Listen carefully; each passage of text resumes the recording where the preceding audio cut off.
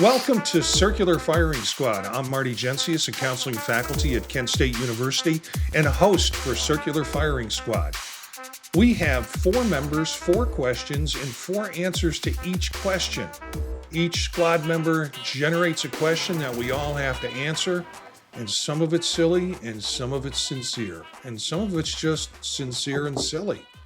So let's see what we've got. Who's here tonight? We'll start up with an introduction. Hi, everyone. Elliott Ingersoll from Cleveland State University and host of Apply Topically. Hi, everyone. Steph Murder here, doctoral candidate at Kent State University and practicing clinical counselor. Hi, everybody. My name is Mitch Conrad, licensed professional counselor. Okay. Hey.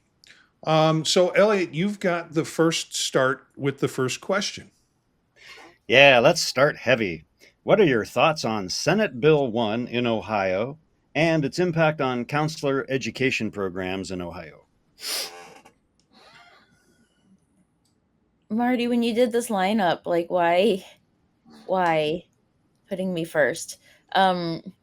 Just because the whole thing saddens me. I don't know. I mean, to the most degree, it's not like there's some ideas, but I just see things kind of coming apart already on campuses and other places that it took so long to build and to get space for, and now it's not allowed, and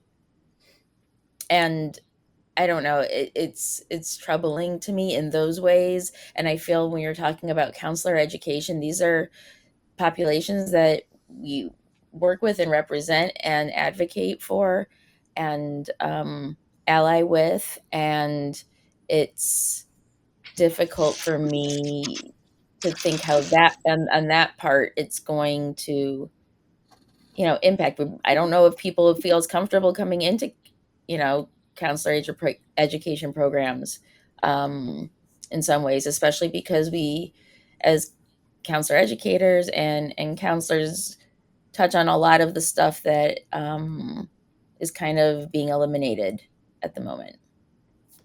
Elliott, can you help us a little bit? Because I realize we're familiar with Senate Bill 1 in Ohio, but we have people outside of Ohio that listen to us. So can you give us a little breakdown of what it does or what it proposes to do?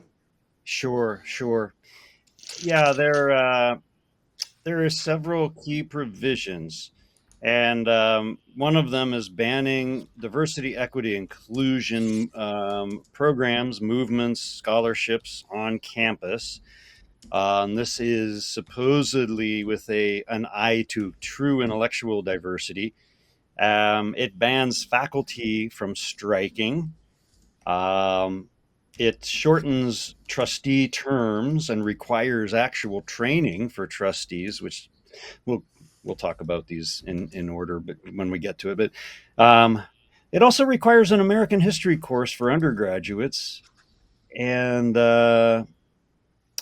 it requires posting syllabi online, and it also has clauses that require, I don't know if it's permission or notification for programs that are partnering with the People's Republic of China. Those are some of the main provisions that are in my mind. Yeah, I think you're close on that. You got most of it for what it is. And I guess Mitch is next on this. So I'm a member of the Government Relations Committee for OCA as well. So I've got about, I think, like 3 years of advocating against this bill at this point, even back when it wasn't even Senate Bill 1, I think it was 83. And this is a really concerning bill. I don't know exactly how things are going to go with it. I've spent some time doing workshops and just raising awareness for people who are getting into the counseling field, counseling students, at CSU's program about hey, how is this bill potentially going to affect people who are going to come in and see you in counseling. But this was about counselor education programs specifically. I think one of the additional things, if I'm remembering correctly, I think there was a tenure track thing in there too about like increasing frequency for like tenure evaluations. And I think like worries me because on one hand, I think like as a teaching professional, like someone can be thinking like, yeah, I'm just going to continue to teach from my perspective. Like, I don't know how, like, truly, I really don't know how much the state is going to be able to like monitor this or like come down on this. I think like what ends up potentially happening is just like the colleges themselves are reacting and creating rules and regulations, and that can maybe be a bit of an overreaction. Like, I understand it's reducing legal liability. I just don't understand. I just don't see how much. I don't know how much the state is going to really be able to monitor like what individual professors are doing inside of classrooms. The syllabus stuff is, like that feels sometimes like helpful for students, but like that would be helpful for like students taking a class, but that's not the intention behind the bill either.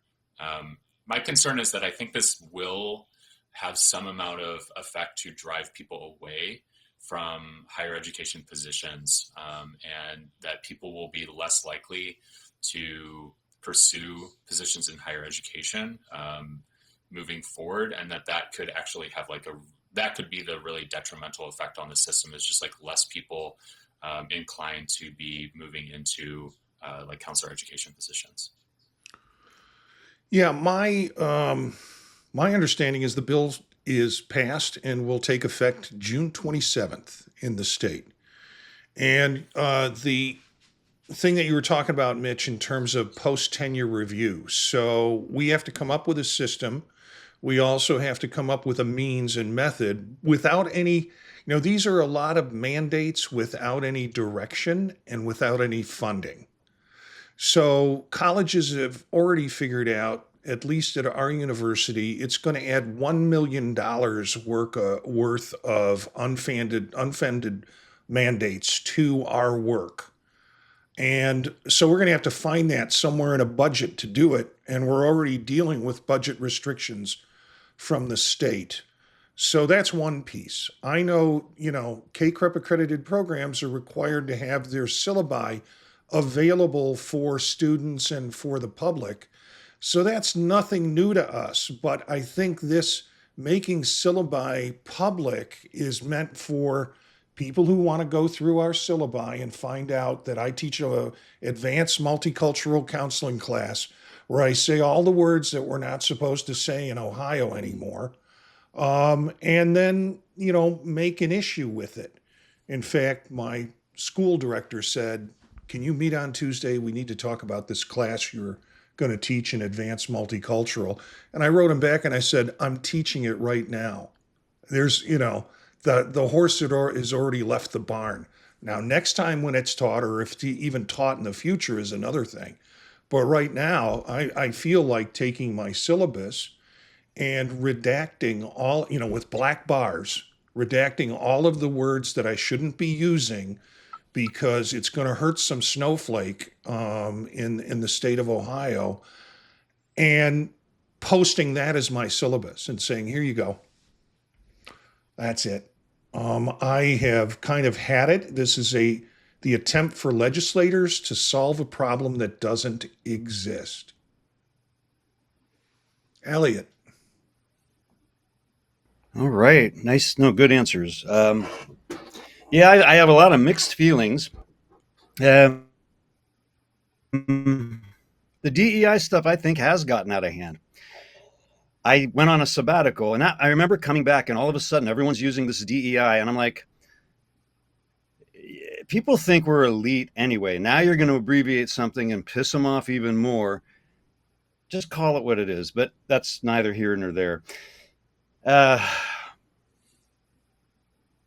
think shortening trustee terms and training them is a good idea. But of course, for me, the question is, and again, this is coming from legislators who probably still think ketchup's a vegetable. So I don't have a lot of respect for the state of Ohio legislators, at least the ones I've met. So that's problematic. But, shortening the trustee terms, I think is probably okay, and training them I never know where these bozos come from in the first place. It really blows my mind sometimes. Banning strikes. I haven't met an academic who knows how to fight yet. So I don't think we were ever in danger of having a strike, but okay, maybe I'm wrong on that. The American history course requirement, I think, is a good thing, as well as checking what we're doing with China. We've had so many shyster outfits come through claiming, oh, we're going to bring Chinese students who pay full freight and we'll bring them in a cohort. It's just a big scam. And I'm not really sure why we're not putting that kind of energy into getting, support for like local students, especially graduate students. I think some of the larger issues are going to affect KCREP, not necessarily Senate Bill 1, but I agree with Marty. Yeah, we already put our syllabi up. But as far as I'm concerned, I'm like, I want a test case. Yeah, look at my syllabus. I'm going to use the words that, I don't know, you say I'm not supposed to use, but we're studying human beings, human nature. So I want to see a test case. Let's take it to the courts. This is what blows my mind. Not one freaking university president testified against this bill. Screw them. What a bunch of gutless cowards. That blew my mind. And I'm like, this is what I'm talking about when I say academics wouldn't know a fight if it kicked them in the groin. So that kind of ticked me off. Yeah, in terms of like intellectual diversity, when I taught multicultural counseling, I had all kinds of stuff in there. I taught objectivism at Ayn Rand as one example of a viewpoint. We'd looked about conservative and liberal political ideologies, and I didn't have a problem including them both. I don't really see that as a problem. But I think the fact that the legislature is doing it is bound to fail because they don't know what they're talking about. And also wonder, how's this going to affect veterans, women? It's not just the groups that they seem to be trying to paint targets on, LGBTQ plus people, groups like that. It's going to affect a lot more people. So I have mixed feelings, but I don't think it's all bad. And I think we really need to wake up and so-called smell the coffee and figure out what fight we are going to take on, because we're going to have to take one on. Okay. Stephanie, we need a palate cleanser. Oh, well, yeah. Well, luckily, my question is, what do you do when you need to clear your mind? We'll talk about a timely question here. One of the things that I've been exploring myself lately is why it sometimes feels hard to clear my mind. And I think like this was something that came up for me over the course of the last year in my graduate program, was the idea of like the emotions of like guilt and shame surrounding rest. And that I think, at least for me, a lot of what was coming up was the idea of like, well, if I'm resting, that means that I'm not doing something. That means that I need to be like, I should be doing something. I should be, like engaging in some activity. Like even I noticed conversations around self-care inside of my graduate program tended to be about like doing things specifically, right? And there wasn't as much of a conversation, at least not something that I noticed, and maybe it was just that I wasn't paying attention, but that more about the idea of like destigmatizing rest and destigmatizing like the experience of that. And just like, we do so much in this country, especially compared to, I'm thinking like other countries around the world, that it feels like the emotional state when I am trying to clear my mind tends to be what matters the most. And if there's some additional like guilt and shame coming up around the idea of trying to clear my mind and rest, then that's, indicative of like, some reconceptualization, I think, of like what that means. So I think it's been helpful for me of even just like, hey, I'm just going to like lie down for an hour and not have to focus on anything, and not be thinking like, and if something comes up where it's like, oh, I need to do something, like, no, I don't need to do anything right now. It's okay to rest and relax and just take a little bit of time off. I'll tell you, I think about retirement. that's what I think about when I need to clear my mind. And that is, but seriously, I mean, I do have thought about that in terms of what that's going to be like. And my fear is it's going to be not as exciting as what I get to do with my current employment right now. Although I have issues with the kind of work I have to do at times. But in general, I think, I can see a future where retirement is included in it. Very simply, the simple answer to this question is very pragmatic. I sit in this office for hours in a day. I'm here and this is my home office. Um, I'm here from at least 8 o'clock in the morning until 11 o'clock at night, doing some work and doing some other things that I do, like these podcasts. And I enjoy that portion of it. But if I really have to clear my mind, there are two chairs that are downstairs in our living room next to a big window that I can look out on the cul-de-sac that we live in. And I go down there and sit in the chair. And generally that gets Aileen interested, and she comes over and sits with me because when I'm not down there, I'm up here, and she's very good about not bothering me if I'm in my home office and doing something. So when I come out of this cave, it gives me an opportunity to go downstairs and just simply sit in one of those easy chairs, maybe have a cup of coffee and offer to make a cup of coffee for her. And we sit and we talk for a little bit, catch up on what's been going on. She fills me in on all the batshit crazy stuff that's going on in the news. And that makes me want to go back in my cave. And I kind of fill her up with what kinds of work I'm busy and what I'm doing with my work to the degree that I can share that. So that's my way of clearing my mind, is getting out of this room and going downstairs and sitting in an easy chair for a little bit. I agree with you, Mitch. There's too much of, you got to do this, you got to do that. Here's a breathing cycle thing you should do. Here's this. It's like, I'll go downstairs and get out of the space I'm in, get out of the energy I'm in, and sit in a chair. And all the other stuff, yeah, I can do that, but this is what I do when I really need to clear my mind. Elliott. This has never really been a problem for me. And I think some of it's my ADHD style brain. When I get super focused on something, everything else can drop away for long periods of time. When I want to intentionally clear my mind, exercise or playing music usually does it, or just listening to music super loud, ideally some headbanger, new metal, something like that. I love that. But especially since I got long COVID, man, there's so many blank spots in my mind brain that they call it brain fog, but it's just like, yeah, nothing happening. No brainstorming in Elliott. It's clear and sunny.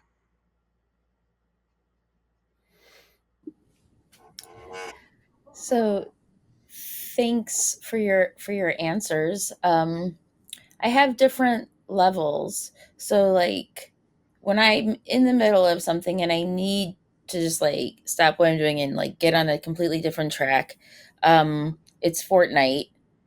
I'm not really good at Fortnite. I only play solo and I play no build, but it's really fun. And I enjoy, for whatever reason, thinking that I'm taking out a whole bunch of like 10 to 13-year-olds that are like playing behind. So then when I have energy and time and I have a little more time and the weather cooperates, I like going out into the garden and weeding, or kind of like training the viney flowers, or I don't know, seeing how the berries are doing, except they keep getting taken. So I know that they're, ripening, but I don't know how they're getting in. I have a whole net situation, but I'll have to look into that further. But I like going out into the different areas of plants that we have around our house.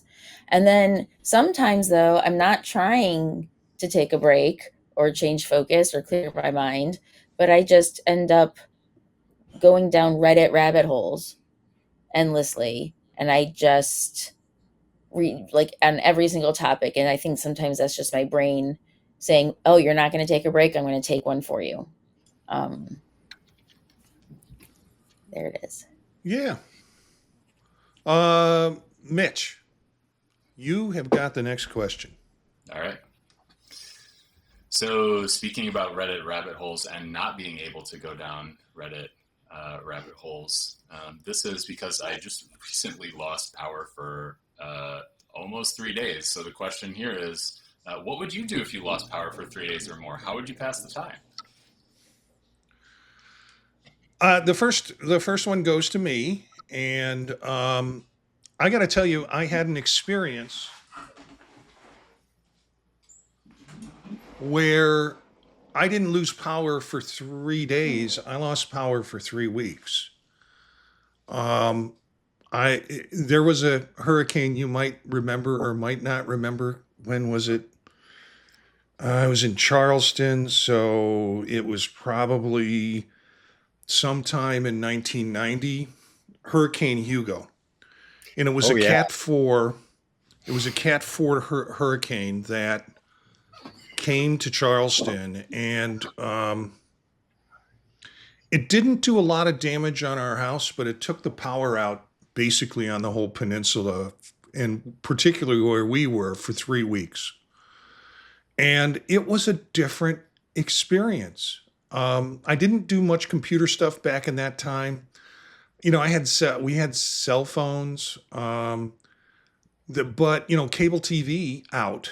Any kind of at that time form of entertainment was out, and my wife was pregnant, so we spent time walking around the um, the place where we lived. It was a large complex, apartment complex, and with the kind of southerny screened-in porches that were all busted out. And you had a series of rain that happened everywhere. So we spent a lot of time going to bed early and getting up early. My job at the time was working with severely emotionally handicapped kids. So when the storm was coming, we had to make sure that they were sheltered and safe or had been moved to some facility. I hate to tell you, but some of them disrupted so badly, they wound up getting moved to the state hospital farther up farther up the state away from the pathway of the hurricane, which was for their sanity and safety. Others found safe shelter with their families or with relatives off the peninsula. But Aileen and I, sat the evening through the storm. It was not bad. We didn't get a lot of damage, some torn screens. The biggest problem was we were on the first floor, and this was a 3-story apartment, and the chimney was completely pulled off. So everybody was getting water damage as the rains were coming down through that. And I remember crawling up through a crawl space in the 3rd floor apartment with somebody, and I crawled up there just to be able to put like tarp over the hole where the chimney used to be. We just spent a lot of time connecting. It was just really quite a good experience, and it wasn't 3 days. And we didn't have technology for distraction or to mourn because we didn't have it. We just spent our time like being really connected, figuring out how to live, where to get food, where to get water, which was also a problem in terms of getting potable water. Going to the grocery stores and being let in for 30 minutes to get whatever you could get because the power wasn't on. So they couldn't just let anybody go in at any time because they didn't know who was going in and coming out. So those kinds of experiences, particularly when they're prolonged, are character building in a way, and you get to get a sense of who your self is. To me, it's similar like camping in the Boundary Water area of Canada and going up there for 10 days and being completely disconnected from power other than the batteries that you bring. So That's my answer to that one. Elliott. No, they're all good answers. Yeah, it's funny you mentioned the Canada thing because where my uncles would hunt, there was no power or anything like that, and like you said, we rose earlier, we went to sleep earlier, um, kind of made sense. But when I think of losing power, um, reading and playing music, so I'll work on my bass, I'll work on my guitar, um, and I'll read as long as the light allows it. One of the funnest times, I think we only lost it for a day and a half, uh, so compared to what people go through in a hurricane, that's not a lot. But we always had the big one of those power bricks that you charge up, and the kids were little, and then we watched some DVDs on my laptop using the power brick. That was kind of fun. And then when my partner and I lived in we were living in Sin in our first apartment, and there was an outage, and we got on well with the neighbors, and we had a wee little block party, and because it was summer, everyone came out, and that was just another nice experience. I remember losing power in the winter; that was not so fun, but thank goodness we have a stove up here on the third floor, so we wouldn't freeze to death, but we'd all be crammed into the third floor when that's happened. Yeah, that's an interesting question though, because our dependence on energy and energy storage it's designed to be as invisible as possible, but it dictates the way we live.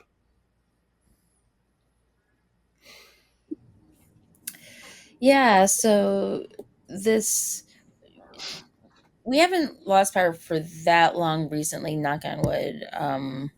Been very fortunate in that way. The other day, about a week and a half ago, I mean, I was outside and I knew this sound once it happened, but it was just so loud, like an explosion. And the last time I heard that was 12 years ago, when the transformer right next to our house blew, and this must have been a transformer also right next to our house, but on another side. Um, uh, because then I knew, and it was just silent, and I was like, oh, okay, yep, here we go. But it was only a few hours, which I was impressed with. But I was thinking about, what am I going to do? What am I going to do with Nora, which would be the hardest part, because I think two adults, we would be able to kind of get on and figure out a way to just kind of manage and, you know, do some of the stuff that you all had mentioned so far. Um, I think though, and at the same time, if it's too hot, I'm just gonna go to a hotel. Yeah, it depends on how far and widespread the outage is, because like with what Marty's saying, that's not gonna really be the easy out. Um, but if it's just like 25 homes in your general vicinity, then yeah, I'm gonna go down the street, um, and get a room and be comfortable. Um, I guess that's the easy answer, and that, like, it creates the least amount of change. But I've gone to summer camp when there was no electricity, and there's something really nice. It's just that the grown-ups at the time, you have to have people plan events and things for you, and like scavenger hunts. Then it's really fun. But there's something to be said for being nice and quiet. But anyway, I think go to the hotel. Around the corner was a Starbucks. That's where I went to try to download some shows the other day. I don't know. I was taking it easy. Yeah, thanks everybody for your answers, Steph. You said there about like the sounds. That was, I think, the one of the things that I gradually was keying into, of like my sensory experience related to noise was so different, because there's not like the hum of a refrigerator or the air conditioning or lights, or all the little sounds that go on that we don't notice anymore because they're sort of like part of our daily existence. So that was um, eerie, but also like relaxing in a sense. For me, it really just got a chance to like have like a little bit of a reset, because sometimes like I can get, especially with electronics, like really into like talk about like those Reddit rabbit holes. But like in terms of like electronics, typically like when I'm using electronics a lot, like sometimes I won't I'll be so immersed in that sometimes I'll forget or not pay as much attention to, like, yeah, I should go outside and sit in a chair and just enjoy the weather and enjoy the sun and look at the trees and all that kind of stuff. And so spent some time reading, got outside, went to some parks, took some walks.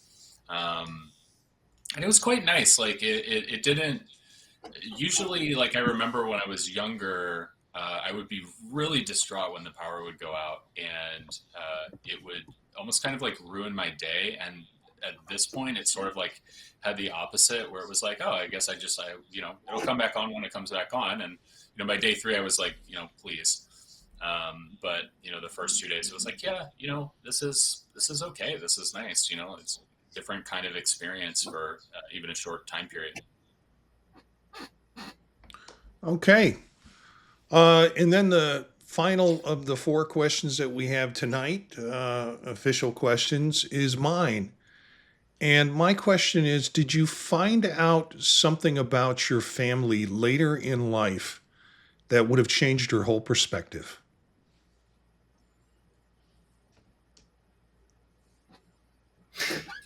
Not really. There's one thing that might have helped, but I don't know. It was something I went through, and I learned later, much later, that 2 of my uncles had gone through it too. And I don't think that was something it was in their nature to talk about. So I'm not sure it would have changed anything in that sense. But honestly, bless my parents. My dad, especially, he was right on top of the whole alcohol thing. He's like, all right, we got to talk. Our family has a problem with alcohol. I mean, the things that were really important, I felt like they really tried to pass on to me, things about family history, perhaps genetic vulnerability, things like that. So I think I got pretty lucky with who my family was in that sense. Oh, right. So my answer is that I don't think I learned anything new that changed my whole perspective.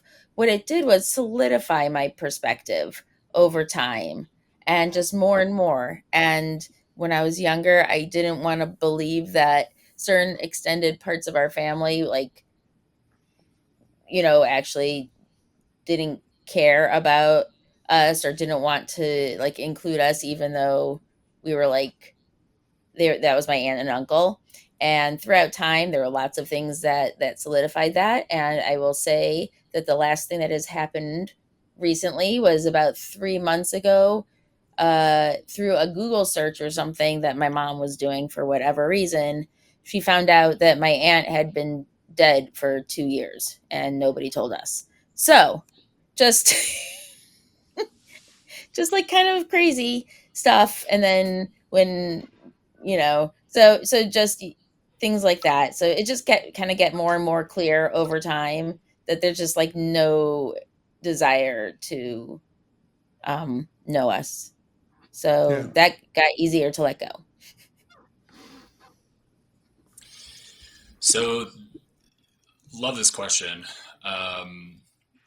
Answer is yes. That story probably isn't safe for a podcast like this. But in terms of like what I would say was meaningful is exploring one of the ways that I'm getting into like counseling as a practitioner is like moving more towards trauma focused models, something like exploring family systems. And one thing that I have paid really close attention to inside of like my own, like when I've been providing counseling is really paying attention to like how the relationship with the parents and also then in my own story, like my parents' relationships with their parents and sort of like how they were treated. And a lot of times where I'll be sitting with and like counseling with someone, and then I'll ask about like the relationship that they have with their parents or some of the ways that like their parents treat them. And it's like, and if they're having like a concern with like a behavior that they're having, it's like, oh, this actually like really makes sense of like why this is patterning again. And I think it was when I started to explore like how my parents were treated by their parents, and those were some pretty uncomfortable conversations. But that gave so much more insight and like, I guess like in a way, like, this can be like an empathy building exercise too, where it's like, oh, I didn't know that happened until I was in my 30s, but that would have provided so much more context for a lot of different situations. And I think like that is something that I've noticed about how like exploring that and asking those questions can like provide some, it may not necessarily like decrease the emotional pain or anything like that, but it may provide some amount of insight, increased empathy, and also like I'd say like just understanding. And so that has felt really helpful. So there's been times where like, I think about like what Dr. I said about like, yeah, there's been a lot of times where I've noticed like my family like informing like me and my life, especially about something like alcohol. Haven't had have had, I would say, like a very boundaried relationship with alcohol in my life. I in fact like don't even drink anymore. But that occurred because I think like my mom had such like deep conversations with me about that and like warning about like, hey, like this is something that is like a family history thing on both sides. And so I think that can be helpful for like children when they're ready for like parents to be having those conversations about like what happened. Yeah, just some thoughts there. Mitch, I don't know about you, but I was really grateful. I felt like as an 11-year-old, wow, my parents trust me to talk about some really serious things. It kind of, I think it helped my self-efficacy too, that they would talk to me about it. Well, yeah, I would agree. Yeah, my news came a little bit later than that.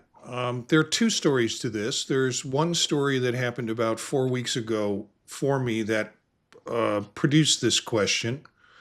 And then there's one story that I tell in my marriage and family counseling class that is about an experience I had as I was growing up. So the first one is very simple. I was in Chicago about 4 weeks ago, was at an Asian restaurant and started to get sweats. My watch went off and said, "Hey, it looks like you're an AFib." And I always taught myself, if God's going to take me, let him take me in an Asian restaurant after I've just had a good meal. That would be so poetic. That would be poetic justice. My wife does not see the humor in that. So as I'm being driven to the hospital by my brother-in-law, who's driving my car while my sister is driving her car, and with my wife, my brother-in-law, who's a physician, says, your mom had AFib. And it was like, she's been dead for 10 years. That would have been good information for me to know in terms of being able to tell my doctor, since I'm being treated for all this heart stuff and blood pressure. So that's the first one. Probably the major one that changed my whole perspective was my mother came when Aileen was pregnant with our second child, Will. Aileen had really bad morning sickness. And so we had a toddler with Hannah, and then Will was on the way, and my mom came down to visit and help Aileen because I was going to work. I was also working on my doctorate at the time. There was a lot of stuff going on in my life. And so she came and stayed with us in South Carolina, and she had a chance for me to observe me playing with Hannah. And my mother never talked ill of my father, ever. But she said to me, "You are so different with your children than your father was with his," meaning us. And it was one of these moments, it's like, okay, I can let this go and say thank you, or I can push a little bit harder.